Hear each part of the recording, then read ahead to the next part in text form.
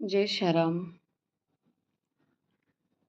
लगातार 2 दिनों से ये जो पहलगाम की सूचना आई है, उसे सुनकर, उसे देखकर मन इतना दुखी है, आत्मा में इतनी पीड़ा है, संवेदना भी है उन लोगों के लिए जो वहाँ पर उन आतंकियों की चपेट में आए। उनके ऊपर तो हमें गर्व हो रहा है इस बात का कि मरना स्वीकार था, लेकिन अपना धर्म और नाम नहीं बदला। मृत्यु को स्वीकार कर लिया, लेकिन मृत्यु के डर से अपने नाम और धर्म में परिवर्तन नहीं किया।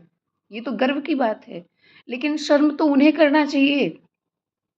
डूब मरो चुल्लू भर पानी में कि 28 लोग मारे गए, उसके बाद भी कुछ लोग राजनीति के चक्कर में पड़े हैं, राजनीति कर रहे हैं। इस पे भी शर्म आनी चाहिए आपको। किसे ला रहे हो बीच में? यहाँ कौन आया है? न कोई जाति है, न कोई वर्ग है। यहाँ पर सिर्फ और सिर्फ धर्म को देख करके सारे कृत्यों को अंजाम दिया गया है। अभी भी समय है, स्वयं को खोखला मत कीजिए। हे सनातनियों, हे हिंदुओं, आपसे मेरी करवद्य प्रार्थना है, आपसे निवेदन है कि जातिवाद में बट करके अपने आप को, अपने देश को, अपने राष्ट्र को खोखला मत करिए। इतने संगठित होइए, इतना मिल करके चलिए कि हमारा भारत हिंदू राष्ट्र बने। अगर भारत हिंदू राष्ट्र नहीं बना तो हिंदू एक बात बताओ कि तुम जाओगे कहाँ? क्या तुम्हें शरण देने के लिए कोई देश है? और कब तक भागते रहोगे? पूरा इतिहास खंगाल लो, हर देश से भागते ही तो आए हो। पाकिस्तान में देख लो कितने बचे हो, मुट्ठी भर भी नहीं हो। बांग्लादेश में देख लो, अभी जल्दी की ही बात है।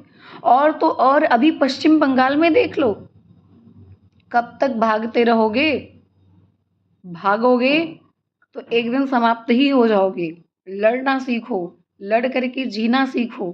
मेरी सभी से प्रार्थना है, आदरणीय प्रधानमंत्री जी से प्रार्थना है कि पहलगाम में जो हुआ है उसके लिए आप इतना कठोर कदम उठाएं, ऐसी सज़ा दें, ऐसी सज़ा का प्रावधान करें कि कोई भी आतंकी हो, ऐसे कुकृत्यों को करने से पहले उसकी आत्मा काँप जाए।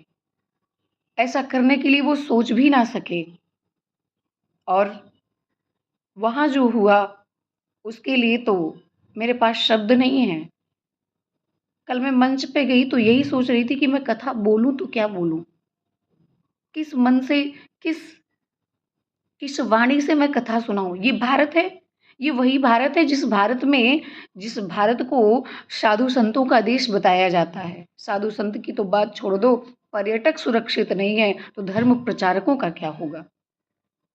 जब एक पर्यटक अपनी इच्छा से, जबकि हमारा संविधान भी हमें ये आज्ञा देता है, संविधान भी हमें ये अधिकार देता है कि हम अपनी इच्छा से जहाँ चाहें वहाँ भ्रमण कर सकते हैं, भारत में रह सकते हैं, व्यापार कर सकते हैं।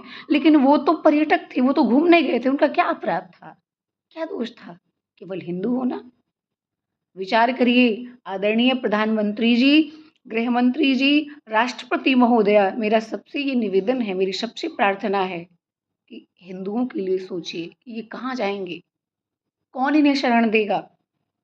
हिंदू होना इतना बड़ा अपराध हो गया कि अपनी ही भूमि पर हम रह ना सकें, खेल ना सकें, भ्रमण ना कर सकें। ये बड़े ही दुर्भाग्य का विषय है, बड़े ही दुर्भाग्य का विषय है। मेरा सभी हिंदुओं से ये प्रार्थना है कि किसी भी राजनीतिक नेता से या व्यक्ति से उम्मीद उतनी ही रखिए जितना चल सके। अभी भी समय है, अपनी सुरक्षा की व्यवस्था आप स्वयं कीजिए। सबके घरों में ऐसी स्थिति आने से पहले उसका जवाब देने के लिए व्यवस्था होनी चाहिए। अपने छतों को पापड़ और चिप्स से भरने की जगह आत्मरक्षा की व्यवस्था कीजिए। मैं ये नहीं कहती कि आप हथियार लेके एक दूसरे को मारो, लेकिन अपनी सुरक्षा के लिए, अपनी रक्षा के लिए कम से कम अपने आप को इतना मजबूत बनाओ, योग करो, अभ्यास करो बलवान बनने का। अपने बच्चों को वो शिक्षा दो। इंस्टाग्राम और फेसबुक पर ये नाच गाने बहुत हो गए, अब नाचने का समय नहीं है। अपनी बहन बेटियों को तलवार उठाना सिखाओ, उन्हें रानी लक्ष्मीबाई की शिक्षा दो, उन्हें बताओ कि रानी लक्ष्मीबाई ने किस प्रकार से गोरों को धूल चटाया। मेरी सभी से प्रार्थना है, जातिवाद में बँट कर के खुद को खोखला मत कीजिए। अभी भी समय है, सुधर जाइए। और जो पहलगाम में हुआ, उसके लिए तो शब्द ही नहीं है, क्या बोलूँ, क्या कहूँ? कथा करने में भी समझ में नहीं आ रहा है, क्या बोलूँ? कब तक मैं सुरक्षित हूँ? कब तक मैं कथा कर सकती हूँ? कब तक सुना सकती हूँ? इसका कोई कुछ भी निश्चित हम नहीं कह सकते, क्योंकि आतताइयों ने, आतंकियों ने हर युग में ये प्रमाण रहा है, सबसे ज़्यादा यदि किसी को परेशान किया है, तो वो धर्म प्रचारकों को किया है। हम कब तक आज़ादी से कथा सुनाएँगे? कब तक बोलेंगे? और मेरी सभी धर्म प्रचारकों से भी यही विनती है कि बहुत हो गया, आप बहुत कुछ कथा बोले। आप कथा सुना रहे हैं, कथा के साथ-साथ सबको जगाने का भी काम करें। यानी वो अपने धर्म के प्रति, अपने संस्कारों के प्रति सचेत हो जाएँ और सचेत होकर के पूरी ऊर्जा के साथ, पूरी श्रद्धा और भक्ति के साथ अपने धर्म को निभाएँ। ऐसी बातों को, ऐसे तथ्यों को आप अपने कथा में शामिल करें। अब ज़्यादा कुछ नहीं कहना। सभी को जय सिया राम, हर हर महादेव, जय हनुमान।